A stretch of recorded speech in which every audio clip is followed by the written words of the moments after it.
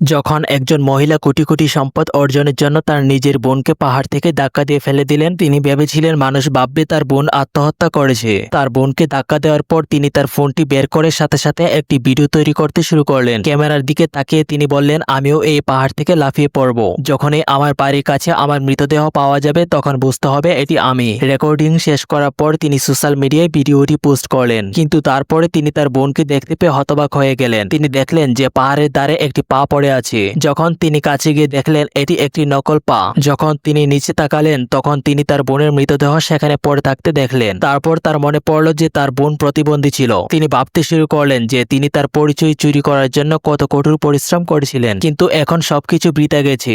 আতঙ্কিত হয়ে তিনি মনে করলেন যে তিনি ভিডিওটি আপলোড করেছেন। সৌভাগ্যক্রমে সেখানে নেটওয়ার্ক খুব দুর্বল ছিল। ভিডিওটি আপলোড হওয়ার আগেই তিনি ফোনটি বিমান মোডে রেখেছিলেন। তারপর তিনি দৌড়ে নেমে বিড়বিড় করতে শুরু করলেন আর বললেন, না, আপনি আমার জায়গায়, সবাই বুঝতে পারবে যে তুমি আমি নই। এখন আমার কি করা উচিত? হঠাৎ তার চোখ পাশের রেল লাইনের দিকে গেল। সে দেখতে পেল যে দূর থেকে একটি ট্রেন আসছে। তারপর সে তার সুস্থ দুটি পায়ের নিচে তাকিয়ে দেখলো তার মনে একটি নতুন বুদ্ধি এলো। সে ভাবলো, যদি আমি আমার বোনের নকল পা ট্রেকে রাখি তাহলে মনে হবে ট্রেনটি কেটে ফেলেছে, কেউ জানতেও পারবে না যে সে প্রতিবন্ধী। সে খুব সাবধানে নকল পা ট্রাকের উপর রেখে কাছের একটি পাথরের আড়ালে লুকিয়ে রইল। কিছুক্ষণের মধ্যেই ট্রেনটি সেখান থেকে চলে গেল। পরিকল্পনা শেষ করে সে বিমান মোড় সরিয়ে আবার ভিডিও আপলোড করলো। এখন তার মনে হলো যে ভালোবাসাটি প্রাইসের পরিচয়ের মাধ্যমে সে একাই কোটি কোটি সম্পদের মালিক হয়ে যাবে। কিন্তু সে কল্পনা করেনি যে হঠাৎ করে তার জীবনে অন্য একজন মহিলা আসবে এবং সে আসার সাথে সাথে তার সমস্ত পরিকল্পনা ভেস্তে যাবে।